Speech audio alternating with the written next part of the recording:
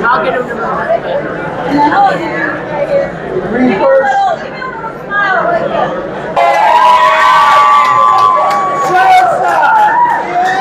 My name is Stacey Yvonne. I spoke to you on the Queen Charlotte carpet and during all those fun little junkets. I always love seeing your name pop up because it's just always this spirit and this like funness about you. But this one you came in, you're like, I have cancer, by the way. And I was like, excuse me. I know. How dare they? But girl, you were like, I'm just going to kick its butt, and that's what we're going to do. Tell me about getting involved with this production. How did that come about? So it's strange. I got a WhatsApp message from my agent in South Africa, Wesley, and he said, check your inbox immediately. There's something there. And I was like, okay. And I was boarding a flight, so I just quickly downloaded the PDF and I was reading this script and I found myself sobbing for the very first time in a really long time. And I recognized, or I caught on to something that allows you to feel in such an organic way rather than like forcing you to cry or using all the tropes. I think is something really fucking powerful. And that is true magic and alchemy. And I think that's what it was like when I just read the first, the first time, and then I just kept reading it and finding more and more. And for such a three-dimensional moment to already be alive and breathing before I had to say the words, it's like I would kill for this. I will kill. So yeah. One thing that I really loved about it is sometimes you get like Black movies that come from a perspective that is not the same, and so it does kind of delve into stereotypes. Yeah. But here we have a film about a Black girl who loves sci-fi and fantasy, and people sometimes don't think about that connection, but it's not uncommon at all. And some of our sci-fi greats are Black women. What do you think about it? So I love being able to bring that in. I was speaking with Edwin earlier about the connection between the two. Tell me just about building out this character of Molly, that tenacity. I know some of it is on the page, but was there anything specifically that you said, I want to make sure that I put this into her? It's interesting. Daryl and I kind of crafted this ending together of not her being alive, but more what she was doing that you found like freedom. I know, it's so exciting. I know, this is like a family affair. It really feels like, I was like, it's going to be a party in there. But I think there is something about the fact that she just reminds me of me, and I think not a lot of times do I get to fully be myself. And so we were talking about the ending, and I was like, I feel like Molly, if she has this newfound lease of life, would do the most selfish thing. What's the most selfish thing that she could do that would only feed herself? And it was that she would go and study. Let somebody else take care of the bills and go and do the thing that she never got to do. And so that felt like this beautiful thank you letter to her, to be like, you get to actually take the load off of your own shoulders. And I think it was only in that moment that I realized I'd been holding so much as well, and that it's all really a testament to Daryl's writing. I cannot stress it enough. He as a writer is so generous because he's been living with this character for 8 years, and he let me just go in and be like, oh, how about this, how about that? And for somebody to have that generosity, that comes with a serious level of artistry. So, I have to thank him for letting me even fuck around. Well, I can't wait for everyone to see it. You do a magnificent job. Thank you so much. Tell me, where did you come up with the idea for this? So there's a little bit of my real life in it. An ex of mine, her sister was diagnosed with cancer, and I remember trying to figure out how I navigate my space and her new reality. And I remember her telling me, I need you to be you because everybody else in my life is becoming different. And then I remember seeing her sister for the first time post-diagnosis and not really knowing how she was going to be. And of course, she walks up to me, same big smile, same bright energy, beautiful person. And I'm thinking, wow, Hollywood has been lying to me. So this idea that especially with how women deal with sickness. Like there's a white knight coming to save them, and I don't know weak women. I only know strong women. Women have saved my life, and I said if I ever got the opportunity to tell a story, it was going to be a story like this, because it just felt like it was necessary. And I think that we need to start changing the narrative, especially when it comes to Black women who are just the strongest human beings on planet Earth. I love that. I love the idea of a film like this kind of ushering in a renaissance of these Black rom-coms, these movies that kind of celebrate not just Black love, but the different angles of Black love. We're that not it's not specific, but it's not supposed to be. You know, this is a specific experience that, you know, deals with these two very different people who came together and found their similarities and found their similarities in love. When you were kind of putting it together, but like I'm saying, it does kind of harken to the Love and Basketball and the Love Jones. When you were putting it together, were you kind of looking to have that old school feel to it, but with like a newer approach?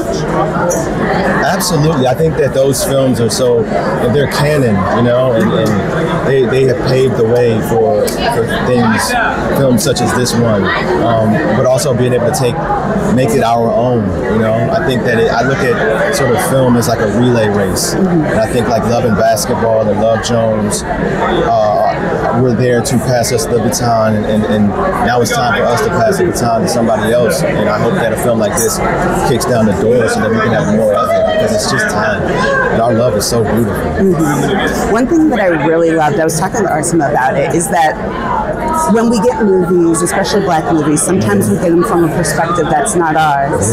And things will either be missed or sometimes it gets stereotypical. And so when you have the idea of a Black woman who is into sci-fi, into space, into aerophysics, that kind of thing, it's like it can run the gamut, you know, but it's not as uncommon as you think. And a lot of our greatest sci-fi authors are Black women, you know. Tell me about the idea of kind of including that, and how did you work with Arsima to really kind of embody that and make it real? I think if you go to a Comic Con or an anime con or whatever, you'll see so many Black people, but you will never really see them represented in film and television. And there's this weird, it's a weird portrayal of what they are if you do see them, and we own that space too, you know. Like it's our space just as much as it's anybody else's space, and so I feel like being able to like show that in a character such as Molly, it's the greatest thing in the world, you know. And we just need more of it. We need more. Yeah, we deserve more. That was when I burst out in tears. There's a specific scene, and that's when it got me. I cry every time I see it. I know. So good. Thank you so much. This is such an enigmatic story. I know it's been a while in the making. When did you get the call that said, I need you to direct this thing? Yeah, so about 2 years ago, prior to the strikes, prior to the, economy shutdown, all that. Oh, wow. Yeah. And you were like, let's go, and then it was like, wrong. Absolutely. I mean, Daryl's point of like taking 7 years to make it, there were a lot of ups and downs to get to the point to actually make the thing that it was so close to his heart and became so close to my heart as well. Well, I was going to say, what was it about the story that kept pushing you, that kept saying that, like, we're going to make this, we are going to keep it going despite these shutdowns, at the end of it, this is something I want to keep on my plate? It was necessary. You don't get to see Arsima Thomas's in needs. You don't get to see us represented. You don't get to see people like Daryl, in needs of romantic love stories. You don't get to see us represented in a way that, has elegance and beauty and nuance and, just as simple as it is, it has layers of complexity, So we deserve that, We owe that to not only ourselves, but the world. So I think the world was ready for this story. The world was ready for these two amazing people. and I'm just so happy to, have helped the vision get to where it is now. There is something that's so comforting and kind of nostalgic that is reminiscent of Love and Basketball or Love Jones. Yeah. Was that kind of what you had in mind when you were putting together kind of the vision of what it would look like? Absolutely. We, studied the architects of the Black romance stories, from the, Waiting to Excel to the Boomerangs to the She's Gotta Have It. Yeah. And we also studied the films that we just loved, the Wong Kar-wai and the Mood for Loves, the Before Sunrises, and combined all these loves and these inspirations, and then also knew we had to make it our own. Yes. So they were definitely in the back of our minds as we were making this. I love that. I called it a rock earlier, my rom-com of colors. So Okay. I need more of those. I can't wait for everyone to see this. We sort of fell in love the first week that we shot that pilot. God, I love him so much. We and I just wanted to kind of like do everything with him, and we stayed really close friends. Especially with a couple of the other cast, we hang out a lot, and so when this project came around, it was a script that I had read years ago, because we're just buds, and I would read things that he wrote, and we'd talk about things we were doing, and I loved the script. I loved the relationship. I loved all the character. He's so talented. He's so talented, and when he asked me to be a part of it, I was like honored, and it was such an easy yes. Show me where to go. I'll be there. I love the relationship between you and Arson's character with building this kind of bond with sci-fi and the stars. Tell me about kind of creating that bond with her. We didn't have a lot of time to spend together, and there are times that you work with another artist and the two of you just kind of know you don't have to say very much. It's almost a kismet kind of cosmic thing, and so we didn't really talk a lot, and I watched her. And I think one of my superpowers is just being able to see what another actor needs, and being able to play in that space and let her go and be what she needed for those moments. But it was just so great. She's such a wonderful, wonderful artist, and Daryl as well. Who none of us would be here without his Fade Up. So yeah, but it was really, really great to work with her. Yes. Well, there's something so beautiful about the grace between you two, because like you said, there's kind of like this unspoken thing, and the way that Daryl wrote is one thing, but the way you two portrayed it, she really does seem like the perfect mix of you and the wife and the mother. It's like in the way that she makes decisions, and when she chooses to kind of tell things, and when she chooses to kind of hold them close to the vest. So I thought that was so well done. Really, really well done. And I haven't seen it, so this will be new for me tonight. So yeah, you may know more than I know. So that's great. I'm looking forward to you singing it then. This is so hot. Well, with the words buzz, we want to ask, what is the buzz for the film? What do we have to look forward to? Very, very honest portrayal of brown-skinned folks beyond, it's not even beyond what people would know, but beyond what is shown so often. It's not the exception, it's the rule. And so you can expect that. Right. I'm looking forward to it. Thank you so much. Tell me about your character and the role that she plays in our lead character's life. So, the character is the mama. She's the hen, the mother hen, and she's there to look out and prepare these young women to go out and seek to win the day and to take over. And so I have a lot of that, and I'm a mom, and I'm also a boss. I run my own company. So it was really, when Daryl called and told me about it, it was something that was special, because the movie is so special. We haven't seen something like this since Love Jones, And it was so much. It was that little piece of me being there was just so special for me. So I love that you mentioned Love Jones, because we talk about these kind of classic Black romances, Absolutely. or even just with people of color, and you don't see as many anymore.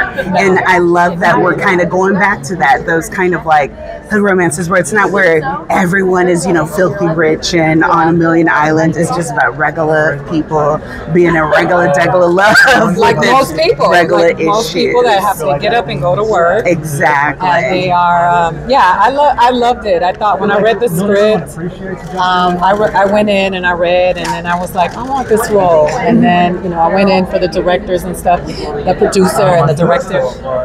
I think it's important. I think Black love is important. Brown love is important.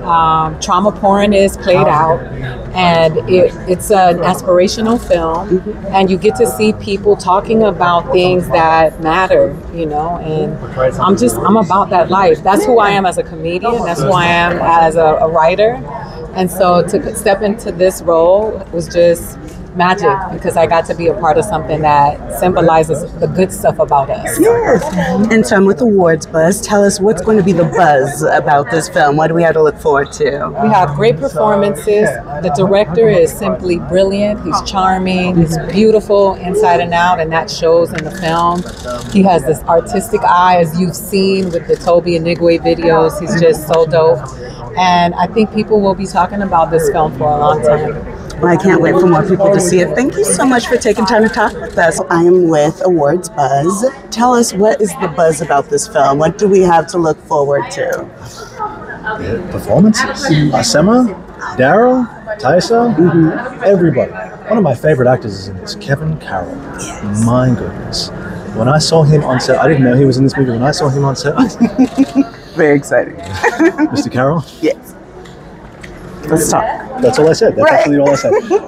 But I can't wait to see his work. I can't wait to see the performances. And I think this was filmed sort of just after the strikes. And I think everyone was hungry. Everyone was ready. Everyone felt like it was our first day of school again. And so I think there's part of that spark that is captured in this. I can't wait to see that. Excellent.